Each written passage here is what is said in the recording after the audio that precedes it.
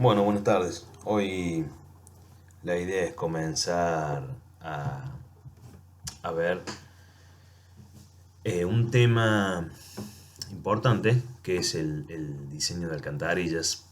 ¿Por qué? Bueno, porque las alcantarillas son estructuras muy usadas en las obras hidráulicas, o sea, es una obra hidráulica muy utilizada en la hidráulica y hidrología en general. ¿Por qué? Pues una estructura que, como ya vamos a ver, permite sortear o saltear ciertos obstáculos eh, en un curso de agua, es decir, nos permiten atravesar una ruta, nos permiten atravesar un canal, un terraplén, una vía del tren, etcétera, etcétera, etcétera. Entonces, bueno, creemos desde el cuerpo docente que aprender a diseñar una alcantarilla es algo que debe formar parte de la currícula de la materia. Bueno, como les decía, una definición estricta de alcantarilla no existe, digamos, pero uno podría decir sí que son estructuras hidráulicas cortas, ¿m? Y que transportan el flujo de un lado a otro de un obstáculo. Tal como yo les decía recién, una ruta, un terraplén, un canal, ya vamos a ver que sirven para sortear canales, etcétera, etcétera. Son de diversos materiales y configuraciones, es decir, son estructuras hidráulicas cortas. Uno habla de una alcantarilla y automáticamente se le hace la imagen de un conducto, digamos. Pero bueno, al ser cortas estas alcantarillas, estar muy influenciados por las condiciones de entrada, por las condiciones de salida, vamos a ver que la hidráulica propia de el flujo dentro de ese tubo corto no es la que hemos visto en la hidráulica de conductos a presión o en la hidráulica de cañería o de flujo de superficie libre. En algunos casos podría ser, pero son casos particulares. Bueno, ¿cómo selecciona uno una alcantarilla? Bueno, esto tiene mucho que ver con experiencia, ¿no? Uno rápidamente, ¿qué es lo que hace? Se fija o observa el perfil de la ruta, ¿sí? Es decir, si lo que tiene que atravesar es una ruta, bueno, se fija cómo es el perfil transversal de esa ruta y en base a eso selecciona el tipo de alcantarilla, cuadrada, redonda, rectangular, alargada hacia el costado, rectangular, alargada hacia arriba, etcétera, etcétera. Las características de canales. Cuando hablo de las características de canales, ustedes recuerden que si uno observa las cosas en planta, se puede encontrar con esto, ¿no? Un curso de agua que viene, ¿sí? Sea un río, un arroyo o simplemente un valle que se activa cuando precipitan. Bueno, supongamos que por esta zona aparece la traza de una ruta. Bueno, cuando hablo acá de las características de los canales, tiene que ver con esto, ¿no? Con la característica de este canal. Si uno lo ve en corte esto, si tiene mucha pendiente, tiene una poca pendiente, si justo ahí hay un salto. Bueno, las características que pudieran darse ahí tienen que ver con la selección de la alcantarilla, ¿no? La evaluación de daños por inundaciones, es decir, que tan grave puede ser desde el punto de vista económico en la falla de una alcantarilla, o bueno, o muchas veces, digamos, supongamos que esta es la ruta, bueno, hacer una alcantarilla grande de paso aquí es costoso, entonces uno dice, bueno, si hago una alcantarilla de paso más pequeña, inundo toda esta área, y si la hago grande, inundo solo esta área. Bueno, habrá que ver cuál es el costo de inundar todo esto y inundar esto, así sea tan solo por unos minutos, ¿no? Ya vamos a ver que esto también tiene que ver con la regulación de crecidas y demás, pero la evaluación de costos es importante. El costo de la construcción y el mantenimiento, esto también viene un poco dado por una curva de costo-beneficio. Obviamente que cuanto más grande sí, o más costosa la construcción de esa alcantarilla, menores son los daños por inundación. Entonces, bueno, habrá una curva en donde en algún punto tendrá un mínimo esa relación y, y será, digamos, la tipología adecuada. Lo mismo desde el punto de vista del mantenimiento, ¿sí? Por ahí colocar una alcantarilla de chapa es más económico que hacer una de hormigón, pero al tiempo habrá que cambiarla, habrá que pintarla, habrá que lo que fuera, ¿sí? Y la estimación de la vida útil también tiene que ver con la obra que se está pretendiendo sortear. Es decir, si nosotros estamos pretendiendo colocar una alcantarilla en un camino terciario de la red vial secundaria que es de tierra y que pasan 2 camiones por día, bueno, este, será una obra, y si estamos tratando de atravesar la autopista número 9 de Córdoba-Rosario, será otro tipo de obra con otro tipo de vida útil, ¿no? Esas son un poco las evaluaciones que uno debe ir haciendo a la hora de seleccionar una alcantarilla. La forma, bueno, la forma también tiene que ver con la selección, digamos, y depende mucho de que, bueno, de dos cosas, básicamente. Una, de la disponibilidad de o de tres cosas, diría yo. La disponibilidad que hay, la economía y la sección a atravesar. Es decir, imaginémonos que el perfil del terraplén, que nosotros tenemos que, supongamos que este es el terraplén de un tren, ¿sí? Por acá es el río de agua, y nosotros debemos colocar aquí nuestra alcantarilla. Bueno, puede darse que en una sección cuadrada o circular, la alcantarilla tenga este diámetro, nos dé por cálculo este diámetro, con lo cual la revancha para el coronamiento de la obra o del obstáculo es muy pequeño. Entonces quizá tengamos que irnos a una sección rectangular de misma sección, o sea, mucho más ancha. Si uno lo ve en planta, en vez de tener esto, tendría quizás esto, ¿sí? Y eso tiene que ver con la forma. Después están las alcantarillas prefabricadas, cuya forma es preestablecida. Digamos, yo no puedo decir una alcantarilla prefabricada de 47 centímetros por 81. No, vendrá la de 40 por 80 o la de 50 por 1 metro. Bueno, habrá que ir viendo.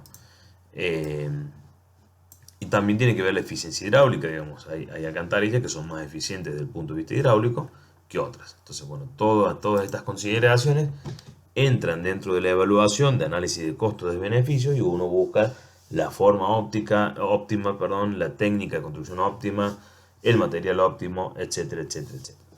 Obviamente que todo depende de la envergadura, y el análisis y el nivel de detalle con el que uno estudia cada caso en particular tiene que ver con el nivel de detalle, ¿sí? Nadie hace un proyecto ejecutivo en donde intervienen 10 ingenieros para poder pasar una calle de 6 metros de ancho en un camino de tierra. No, uno en ese caso pone lo que tiene cerca, nada más.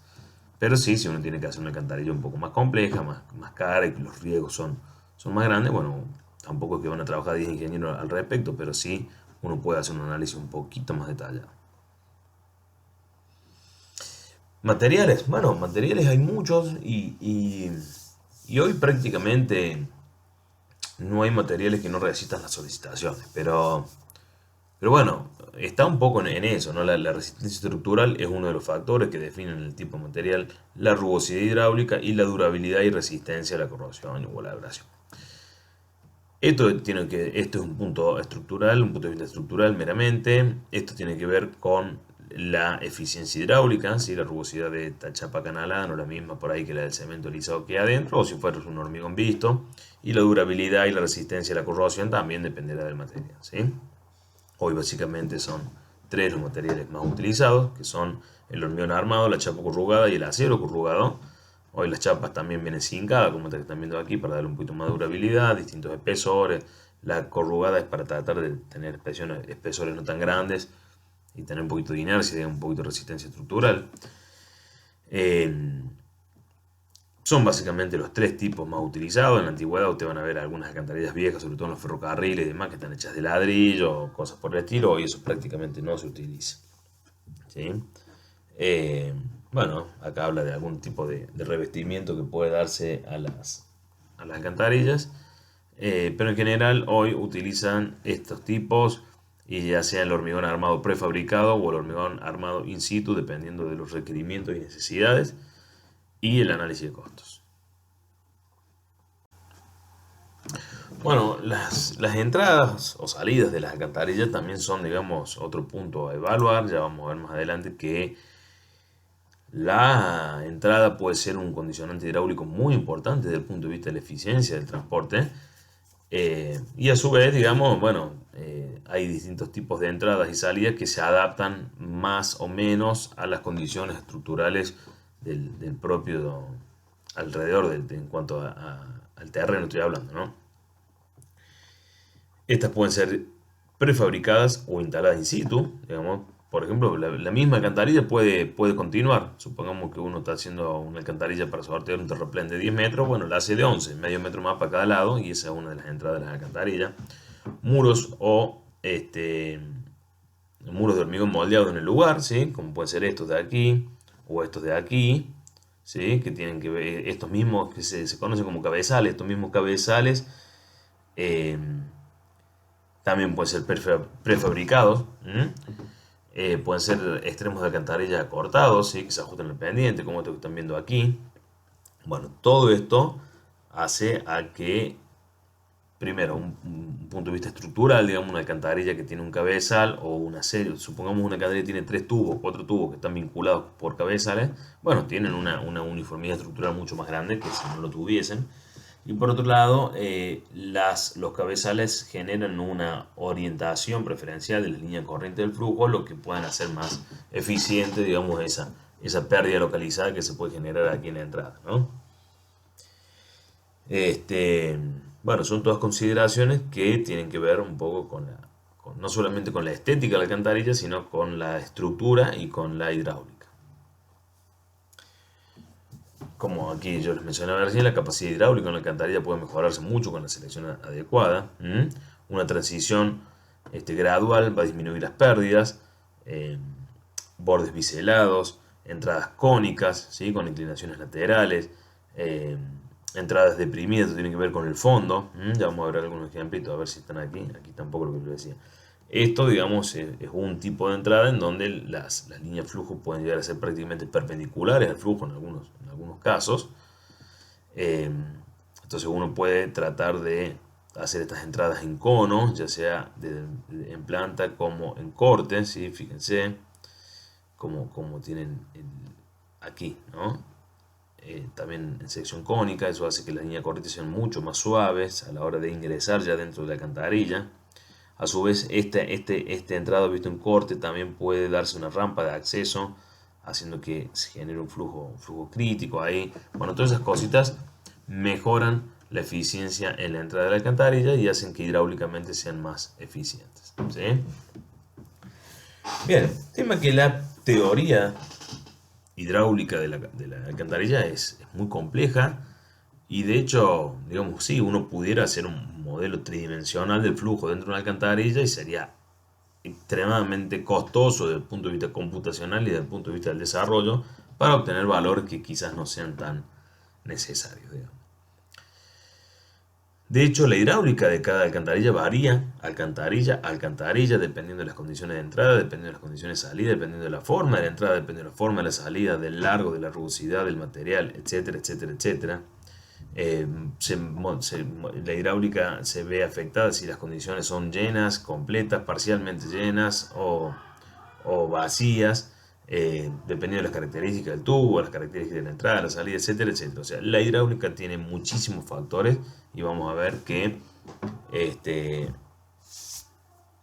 hay que tratar a cada alcantarilla en una forma muy particular.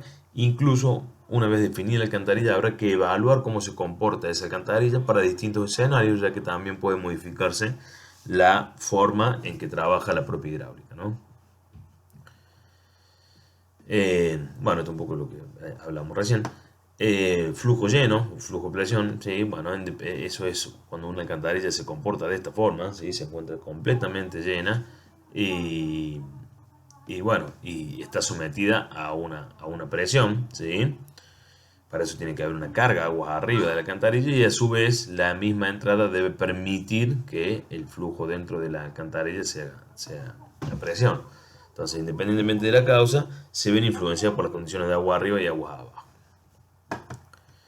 Eh, bueno, otro tipo son los flujos parcialmente llenos o flujos a superficie libre, ¿sí? Es importante el tipo de flujo general.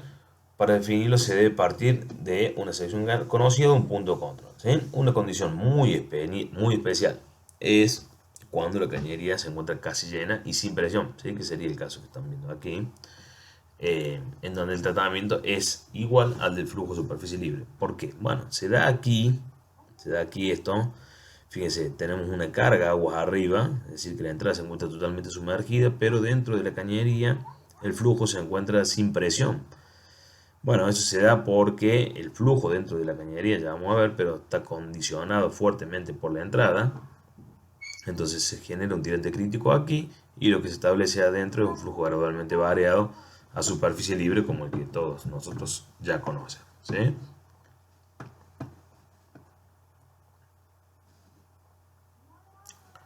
Bueno, en base a esto un poquito de lo que acabo de decir, uno podría decir que las alcantarillas o el flujo dentro de la alcantarilla se encuentra controlado, o sea por la entrada o ya sea por la salida. Es decir, cuando tenemos una situación tal como esta, en donde el flujo que está por dentro de la alcantarilla es menor a lo que realmente admite el tubo, ¿sí? Fíjense que incluso acá tenemos una carga alta, pero la entrada es la que está controlando el flujo, o sea, la entrada genera una pérdida tal que no permite pasar más que esta cantidad. Bueno, en esos casos decimos que las alcantarillas son alcantarillas con control de flujo en la entrada, ¿sí?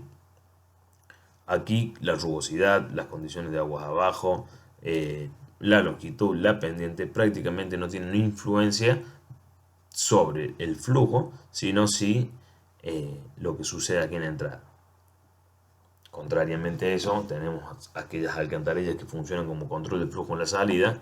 Y bueno, ahora sí el control está dado básicamente por lo que sucede en el propio tubería. Entonces ahora sí la pendiente, la rugosidad, las condiciones de aguas abajo, las condiciones de salida, etcétera, etcétera, etcétera, son las que regulan el flujo dentro de la alcantarilla y no la propia entrada. Es decir, la capacidad de la entrada es mucho más grande de la que puede transportar el propio barril, ¿sí? Bueno, esto es complejo porque uno a priori no sabe cómo se va a comportar una alcantarilla, no sabe qué es lo que va a suceder. De hecho, para distintas condiciones puede modificar su comportamiento.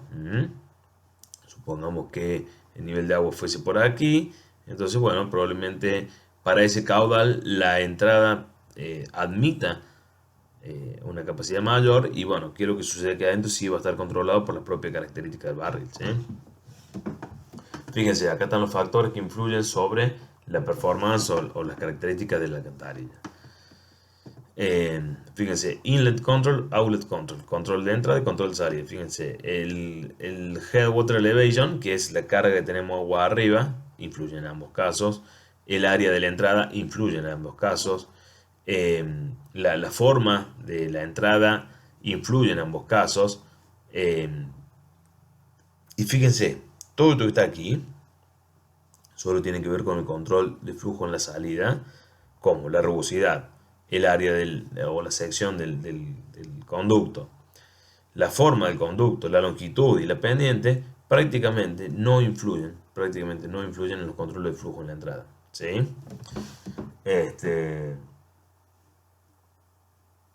Así que bueno, aquí está un poquito cómo se distribuyen. Ahora, una misma alcantarilla con la misma longitud, la misma pendiente, la misma sección, puede comportarse como una alcantarilla con control de flujo en la entrada para una determinada circunstancia, una determinada carga hacia agua arriba, y puede comportarse como una alcantarilla de control de flujo en la salida para otras circunstancias, ¿sí?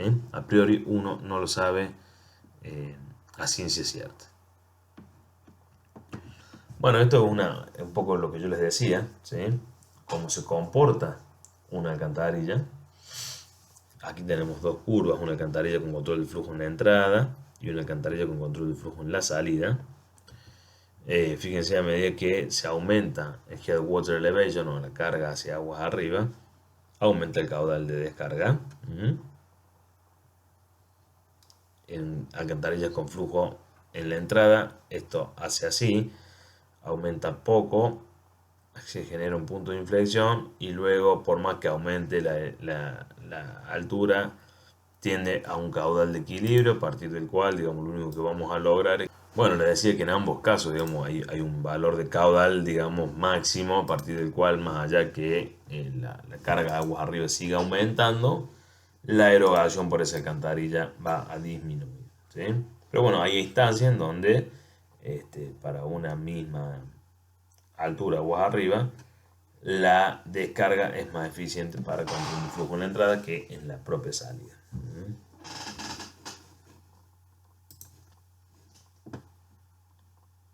De hecho, bueno, esto en realidad es así, pero en algún momento, digamos, si es así, hay una discontinuidad en algún punto y empieza una curva así, ¿no? En donde para muy poquita elevación los caudales crecen notoriamente y eso tiene que ver con si esto por ejemplo es la alcantarilla,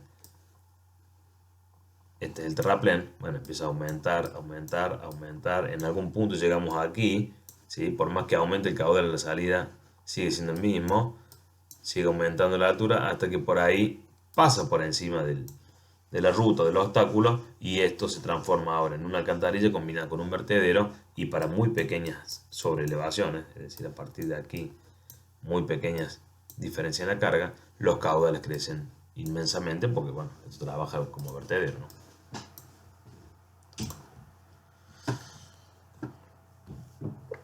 Bueno, esto es un poco un análisis de eficiencia, digamos. Fíjense lo que está en esta curva que está aquí, tiene que ver con el riesgo.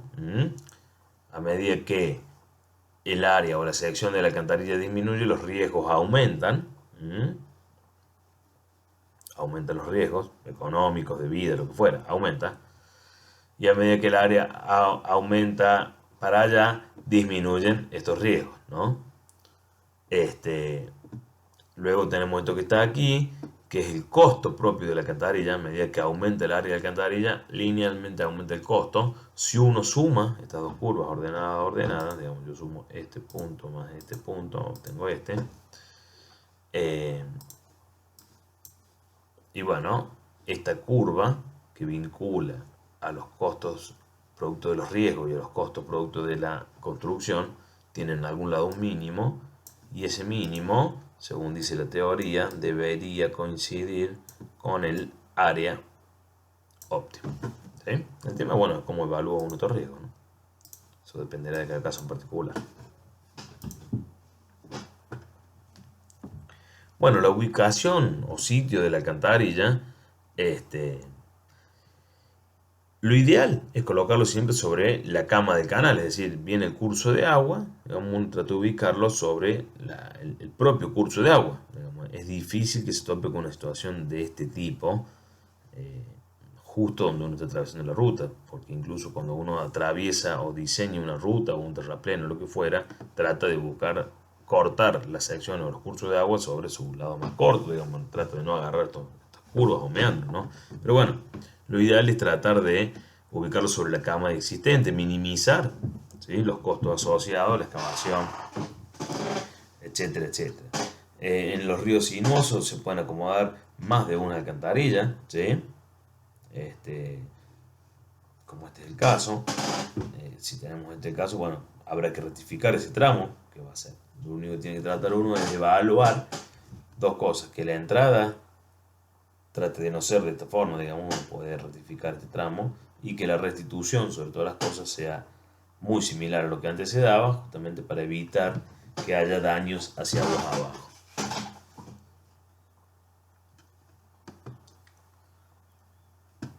Bueno, una alcantarilla es, digamos, lo más similar a un embudo que uno puede imaginarse, ¿no?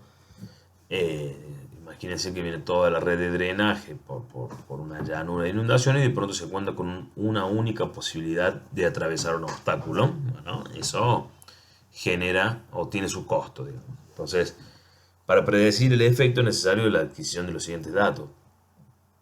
Imagínense que esta es la ruta que vamos a atravesar. El agua ahora se lo puede pasar por aquí. Tenemos que evaluar qué es lo que sucede aguas arriba. Entonces, la sección transversal del curso es importante. Si este era el río, tenemos que saber qué pasa cuando todo este río ahora tenga que pasar por un lugar así, por ejemplo. Obviamente va a generar que esto se inunde. Bueno, ¿qué va a pasar aquí? La pendiente, la corriente, la resistencia hidráulica del canal y de la planicie, porque imagínense que el curso de agua era este, bueno, ahora probablemente inundemos todo esto. La capacidad de almacenamiento, es decir, las curvas de altura de almacenamiento de todo este sector, fotos satelitales, etcétera, etcétera. Todas esas imágenes, toda esa información superpuesta quizás en algún modelo GIS, más algún modelo de tránsito hidráulico,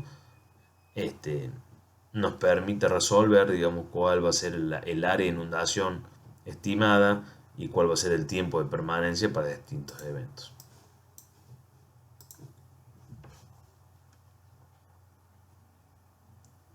Bueno, esta es un poco la información que necesitamos acerca del camino o el obstáculo, ¿sí? La sección transversal, la longitud de la alcantarilla, la longitud y el perfil longitudinal de la calzada. Es decir,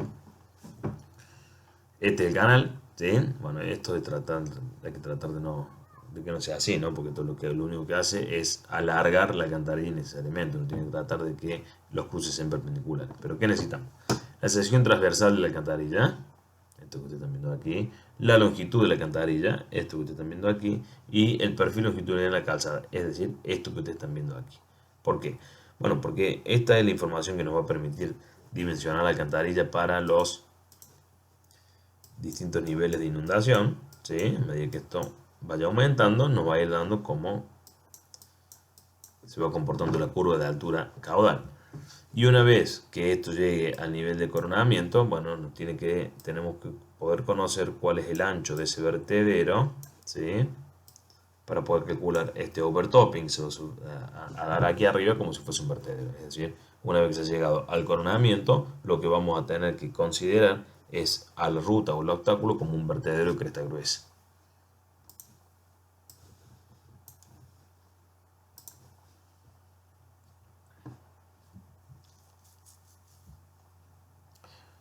Bueno, esto ya lo vamos a ver en el próximo video, así, porque queda poquito en este, así no tenemos que cortar tanto el tema. Bien, ya como se viene un poquito evidenciando, las alcantarillas pueden estar controladas ya sea por la entrada o por la salida, digamos.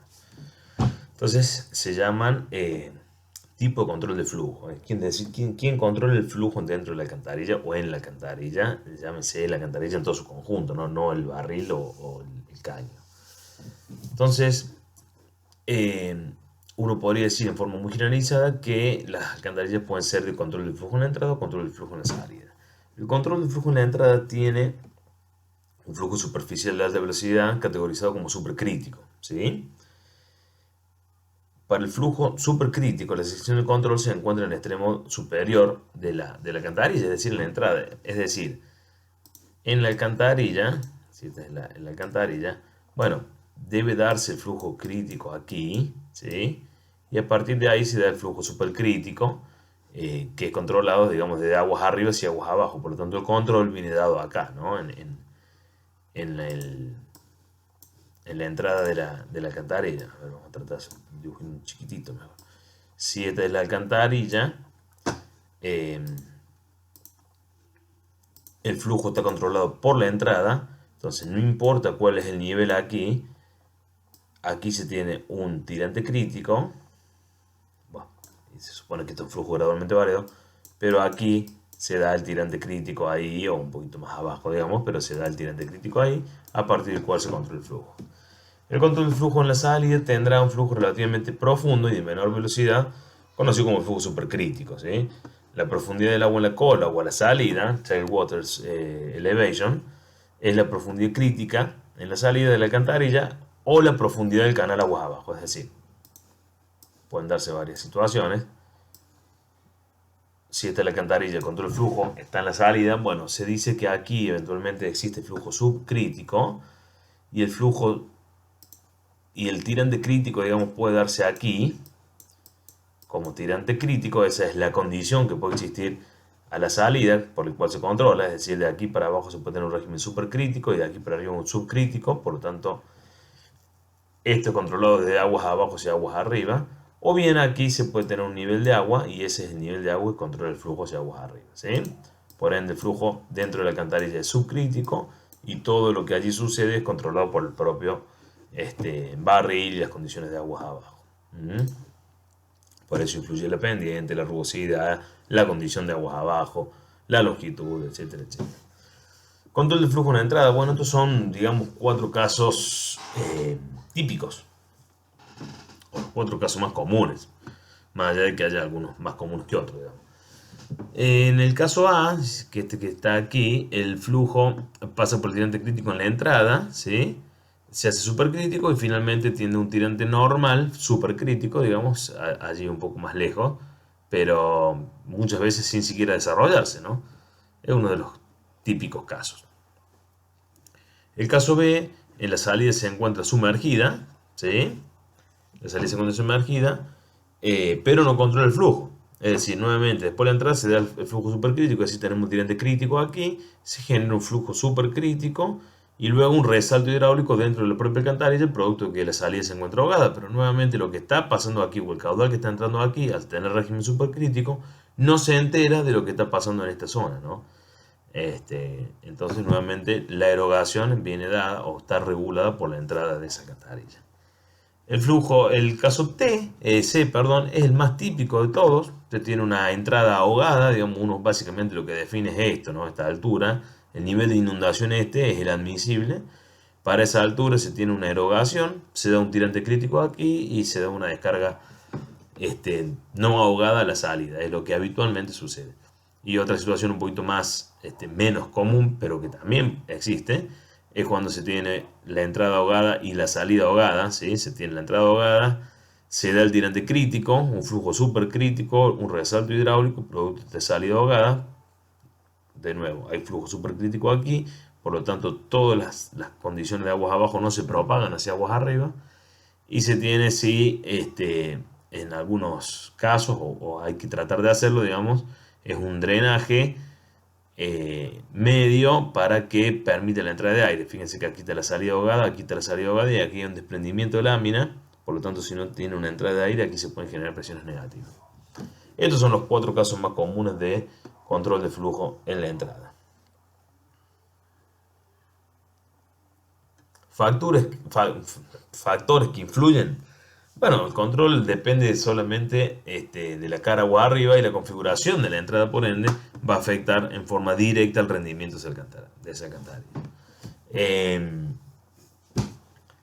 Digamos, tratar de evitar un poco esto, ¿no? Es lo ideal. La rugosidad la rugosidad aquí de la entrada, no la del caño, ¿sí? Va a influir, entonces tratar de, qué sé yo, por ahí tratar de eliminar este borde, va a hacer que las líneas de flujo sean un poco más amigables, tratar de que en planta, digamos, la alcantarilla, en vez de ser así, bueno, tenga esta transición cónica, ¿sí? No sea una transición recta, todo eso ayuda. Acá están un poco los ángulos. En corte, si bien esto ayuda, bueno, si uno pudiera tener una transición en rampa primero y luego la pendiente de la propia alcantarilla, también colabora. Bueno, son todas cuestiones en la bibliografía de referencia, está todo mucho más detallado. Son consideraciones que uno tiene que tener para que esa entrada sea mucho más eficiente y particularmente las alcantarillas con control de flujo en la entrada hacen que la alcantarilla en su conjunto sea una alcantarilla mucho más eficiente, ¿sí? ¿Ven? Esto es un poco lo que decíamos, esto es en perfil, aquí están las longitudes recomendadas, ¿sí? D es el diámetro de la alcantarilla. Bueno, estos son el corte y la planta, y corte y planta de distintos tipos de secciones que colaboran o que hacen un poco más eficiente la entrada de la alcantarilla. Esta es un poco la curva de funcionamiento de esa alcantarilla. Esto es si la alcantarilla, digamos, trabajase de forma permanente como el caso A, digamos, no sumergida, como el caso A o el B. Luego en la zona de transición y aquí como si tuviese la, la, la alcantarilla completamente sumergida. Y bueno, y esto es lo que sucede cuando se da el overtopping, digamos, este tailwater o headwater elevation llega al punto C y todo el terraplén funciona como un vertedero. Digamos, en esta zona, esto fíjense es una curva de un vertedero, es decir, cuando la alcantarilla se encuentra no sumergida, trabaja como vertedero. Cuando la alcantarilla se sumerge, trabaja como orificio. Bueno, ahí existe una zona de transición. Y finalmente, cuando ya el terraplén pasa a ser también un orificio, un vertedero, perdón. Entonces, bueno, fíjense que se distinguen 3 zonas. en donde la entrada no está sumergida, 2 en donde no está sumergida, o no sumergida y transición, y finalmente una zona cuando se encuentra sumergida. Las dos primeras funcionan como un vertedero, es decir, que son válidas las leyes del vertedero, y luego es válida la ley de orificio. Cuando no se encuentra sumergida, esta es la primera ecuación, ¿sí? Para el caso 1. 2 sería la zona de transición y 3 cuando nos encontramos en una zona completamente sumergida. En donde fíjense que la relación de High Water Elevation es Head Water Elevation, que es la cota que tenemos aguas arriba, que es en definitiva lo que nos interesa saber cuál es esta cota para un determinado caudal erogado. Nosotros tendremos el caudal de diseño y quiero saber para ese caudal de diseño cuál es la cota y ver si esa cota es compatible con lo que yo puedo inundar, ¿sí? Porque en definitiva esta altura, para esta altura, ¿sí? Por ejemplo, tendré una cota y esa cota se condicerá con una curva de nivel y esa curva de nivel me identificará toda mi área inundada, ¿no?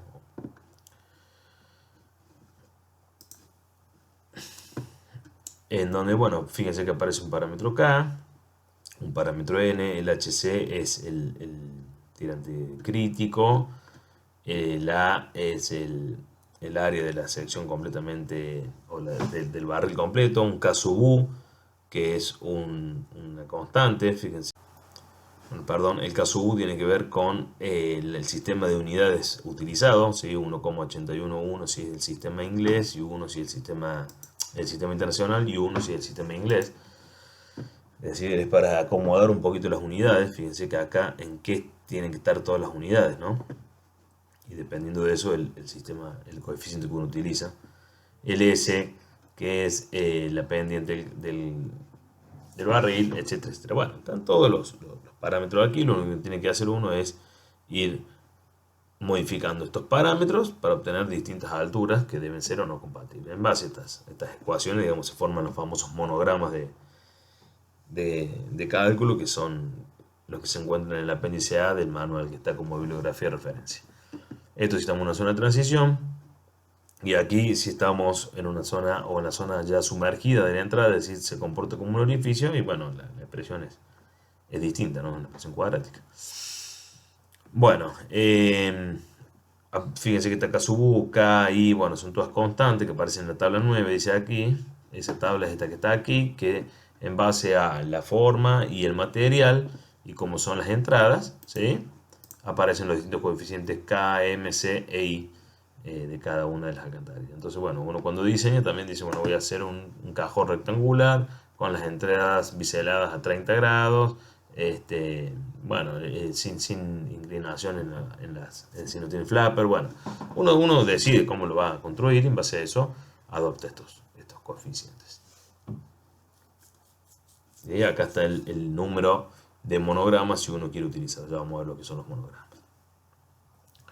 Bueno, por otro lado, todas las alcantarillas con control de flujo en la salida, ¿sí? Es decir, que la capacidad de erogación que tiene la alcantarilla viene dada por las condiciones que se dan aguas abajo y no por lo que sucede en la entrada. Es decir, la entrada tiene una capacidad mayor que la que puede transportar el propio caño. Esa es básicamente la diferencia. Bueno, la condición A es la condición clásica, ¿sí? Se encuentra en una cañería de presión en donde está sometida a una diferencia de cotas que en definitiva da una carga H neta, de una carga H total, que es la energía disponible para que pase el agua de un lado al otro. En el caso B, perdón, tenemos una entrada que no se encuentra sumergida y una salida que sí. En el caso C es al revés, tenemos una entrada sumergida y no la salida. El caso D es un caso muy típico, trabaja parcialmente lleno y pasa por el tirante crítico a la salida.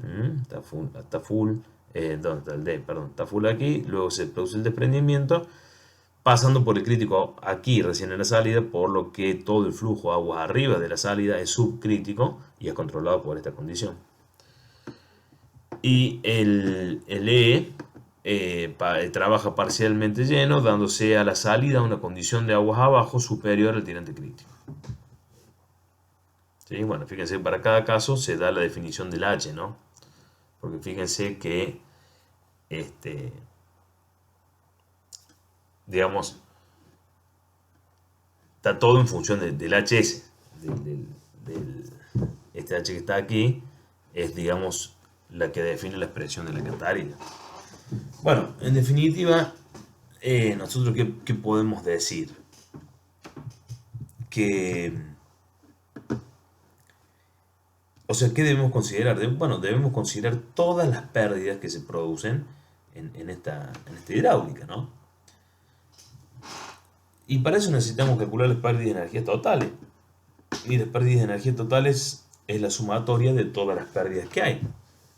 Llámense las pérdidas en la entrada, las pérdidas friccionales, las pérdidas a la salida, bueno, todas, absolutamente todas, y cada una de ellas debe ser o debe irse calculando. Aquí tenemos el H0, el H1, fíjense el H1, que es, perdón, HF, que son estas, son las pérdidas producto de la fricción.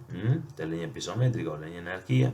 Aquí está la pisométrica, hay una pérdida localizada aquí, luego son paralelas, aquí tenemos pérdidas de energía H0 a la salida, HF, luego el H0 nuevo este. Bueno, hay muchas pérdidas de energía que hay que ir calculando, y para cada una de esas estimaciones hay una fórmula que básicamente depende de un coeficiente y de la velocidad del flujo adentro, ¿sí? Entonces, conocida la sección y conocido el caudal, uno puede estimar la velocidad, calcular las H, calcular todas las H. Todo eso se traduce finalmente en una ecuación de balance, en donde el Head Water Elevation sub 0, que es el que tenemos al comienzo, con un datum que coincide con la base de la alcantarilla a la salida, es igual al Tape Water Elevation, es decir, a la condición de borde o de flujo de aguas abajo, más la velocidad al cuadrado sobre 2G, ¿sí? La velocidad de descarga, más el HL, siendo el HL las pérdidas, las pérdidas que se generan de un tramo al otro. O sea, aquí tenemos la altura total más la carga velocidad, y acá tenemos la altura de descarga más la carga velocidad más las pérdidas. Aquí está el HL. Esto es posible despreciarlo, ¿por qué? Bueno, porque la velocidad de entrada y la velocidad de salida son en general muy similares, sobre todo cuando tenemos una sección llena, entonces uno puede despreciarlo, y finalmente llega o puede llegar a la expresión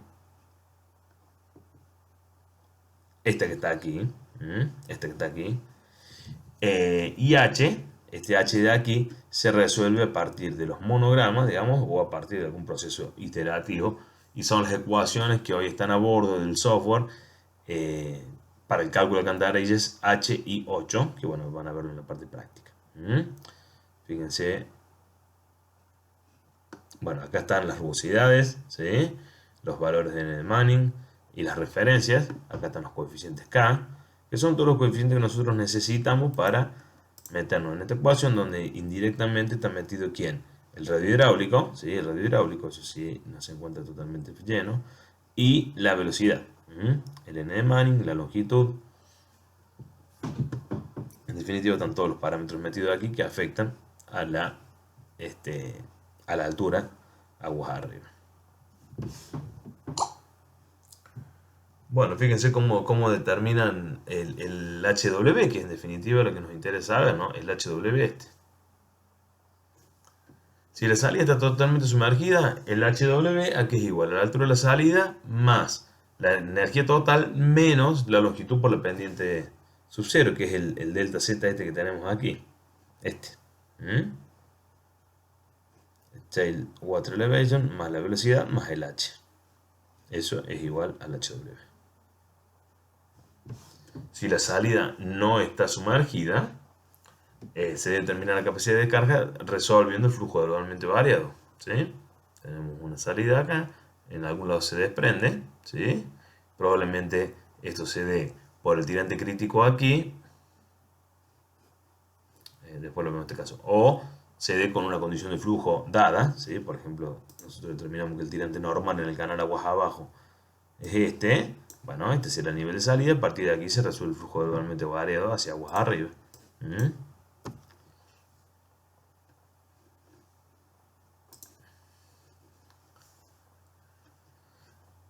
Si los flujos, si los cálculos van a ser manuales, bueno, se pueden hacer algunas simplificaciones. Si el tirante crítico es igual a D, bueno, o sea, D siendo el diámetro, entonces en ese caso, el, el tirante aguas arriba sí, la carga total de aguas arriba puede ser, o puede estimarse como D, siendo D el diámetro de la alcantarilla, ¿sí? Entonces no hace falta saber este Che Walter Elevation aguas abajo, que muchas veces no es fácil de estimar, más H, recuerden que H era este valor de aquí, más H, menos el delta Z, que es el L por S sub 0. Si la condición de aguas abajo es menor al diámetro, bueno, uno puede decir que esa condición de aguas abajo puede ser asimilable a este valor, al tirante crítico más el diámetro dividido 2. Será un punto intermedio entre eso.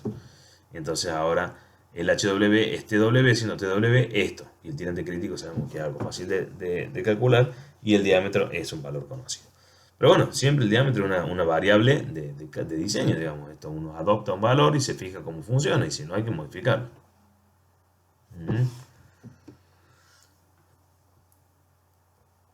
Bueno, esto, el nivel de aguas arriba no deberá el nivel de aguas arriba no deberá superar la cota de terraplén, a menos que uno prevea que así sea. Es decir, uno puede decir, bueno, la alcantarilla esta para una recurrencia o para un caudal de una recurrencia de 10 años no es superada, y por caudales con recurrencias mayores a 10 años sí supera, y uno debe estimar o debe prever qué es lo que va a suceder cuando el agua pase por encima del terraplén. Para caudales de verificación se producirá el overtopping, que es lo que yo digo. Cuando tenemos recurrencias mayores a las de diseño, se produce el overtopping y hay que estimarlo. Y en ese caso el terraplén funciona con un vertedero de cresta gruesa, ¿sí? Cuya expresión es esta. Y el caudal se suma al de la alcantarilla. Esto es lo que sucede. Tenemos un caudal que pasa por la alcantarilla más un caudal que pasa por el overtopping, ¿sí? En donde el caudal total erogado es igual al caudal que pasa por la alcantarilla más el caudal sub cero que está pasando por encima del terraplén. Aquí se da el tirante crítico, ¿sí? Entonces, si nosotros tenemos el tirante crítico, debemos resolver el flujo hacia aguas arriba para saber cuál es finalmente la carga sobre vertedero, ¿no? Bueno, el caudal se genera a partir de un proceso iterativo. El caudal Q es la diferencia entre el caudal o sea, el caudal que pasa por el overtopping es el caudal total menos el caudal que está pasando por la alcantarilla. Entonces se propone un valor de HWR, un C sub D, que es igual a K sub T, que lo pueden sacar a partir de los gráficos que tenemos aquí. K sub T por C sub R, aquí está C sub R. Y se verifica el caudal con la fórmula de vertedero de pared gruesa, perdón. ¿Sí? Nosotros conocemos ese valor, conocemos esto. Lo que no conocemos es esto. Bueno, entonces lo que hacemos es, a partir de estos parámetros y de este valor, verificamos que esto sea compatible con el caudal que se obtiene a partir de la alcantarilla, ¿no? Bueno, la longitud, también debemos tener con el perfil transversal de la ruta o del terraplén, ¿sí? Podemos estimar para los distintos niveles cuál es la longitud de ese vertedero y cuál es el ancho total de ruta que vamos a inundar. Esta es la curva de funcionamiento típica de una alcantarilla, ¿sí? En donde se comporta como no ahogada, luego se ahoga, se comporta como vertedero la alcantarilla, como orificio de la alcantarilla y finalmente se da el overtopping, ¿sí? En donde para incrementos muy pequeños de sobrelevaciones los caudales crecen monstruosamente, bueno, producto de la eficiencia de un vertedero tan ancho como es una ruta, ¿no?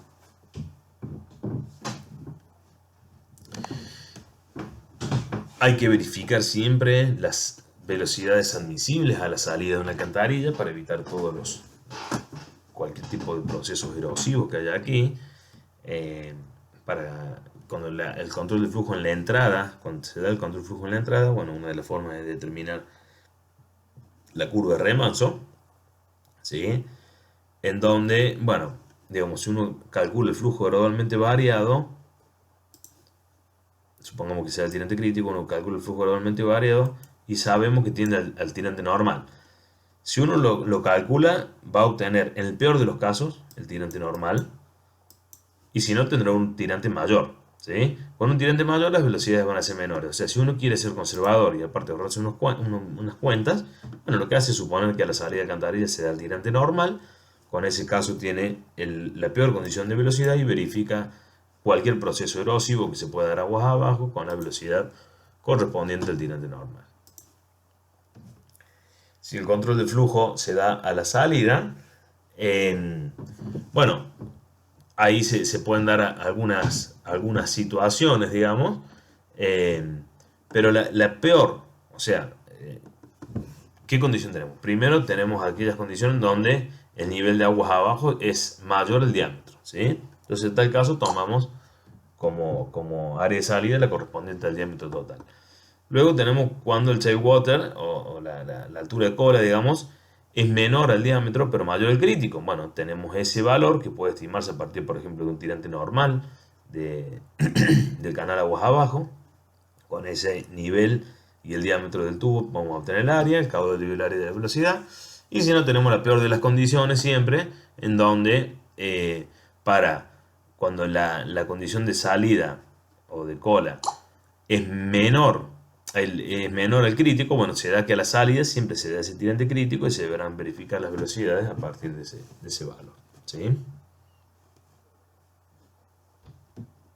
Bueno, las velocidades deben mantenerse en estos rangos, ¿sí? Si uno tiene que hacer eh, Bn es la velocidad normal aguas abajo, ¿no? Si la relación entre la velocidad de la descarga y la velocidad normal es de 1,3 o está entre 1,3 y 2,5 o mayor de 2,5, habrá que hacer distintas obras. Obras menores, ¿sí? Como puede ser simplemente algún tipo de mejoramiento suelo, rip-rap o gaviones o colchonetas. Esto ya es realizar obras de engavionado con piedra bola, cosas por el estilo. Y ya aquí son cuencos disipadores, donde estamos hablando de estructuras ya de hormigón con su proceso de disipación, resaltos hidráulicos y restitución. Estas son las planillas, las típicas planillas que uno usa para hacer los cálculos. Aquí pone toda la información hidrológica, la estación, digamos, cuando está hablando de un proyecto, la fecha, quién diseñó, los datos de alcantarilla que uno va a obtener, y aquí están las curvas, ¿sí? Aquí está la descripción del material, etcétera, el caudal, el caudal por barril, ¿sí? Uno puede diseñar una alcantarilla que tenga 5 tubos iguales, entonces el caudal de diseño es el caudal total dividido 5, y aquí están con control del flujo en la entrada, con control del flujo en la salida, y bueno, finalmente las ecuaciones, comentarios, discusiones, etcétera, etcétera. Así queda diseñada, digamos, o plasma cuando uno hace un diseño de alcantarilla. A ver, acá están los monogramas. Bueno, este es, digamos, son los métodos de diseño utilizando los monogramas, ¿sí? Estos son los monogramas con control de flujo en la entrada. Lo primero que uno tiene que hacer es definir el tamaño en esta curva que está aquí. Hay que tener cuidado siempre que no estén en unidades inglesas, o sí, digamos, pero saber con qué tipo de unidad esté trabajando. Con el tamaño del barril, digamos, ¿sí? El diámetro del barril, y el caudal de salida, que lo marca en este monograma, traza una línea recta y esa línea recta intercepta aquí a una de estas curvas. Estas curvas que están aquí representan la altura total dependiendo del tipo de entrada, ¿sí? Estos tipos de entradas están en los monogramas en función de qué se tratan, pero puede ser 370, 350 o 3, digamos.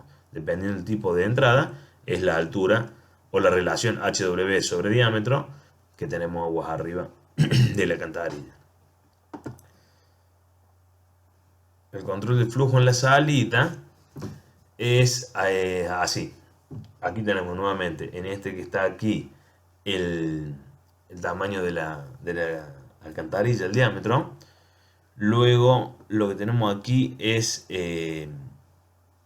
la longitud de la alcantarilla para distintos valores de escaso V. Entonces Entonces con estos dos se unen y forman un punto 3 en esta recta. El punto 3 con el caudal, ¿sí? que es una condición de diseño, trazan otra recta que está aquí y me dan las pérdidas. Con las pérdidas yo vengo aquí y puedo calcular la altura sobre el vertedero.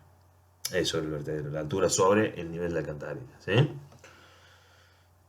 Bueno, aquí está el lugar donde ustedes pueden encontrar algunos ejemplitos de diseño. Lo chequean ahí y lo ven, ya van a ver en detalle cómo se hace en la parte práctica de la materia. Y algo que no está aquí, pero que no voy a dejar de comentarlo porque lo van a ver, es que ustedes van a trabajar con un software que tiene implementado todo esto que hemos estado hablando, las fórmulas a partir de las cuales se desarrollan los monogramas, que se llama HI8.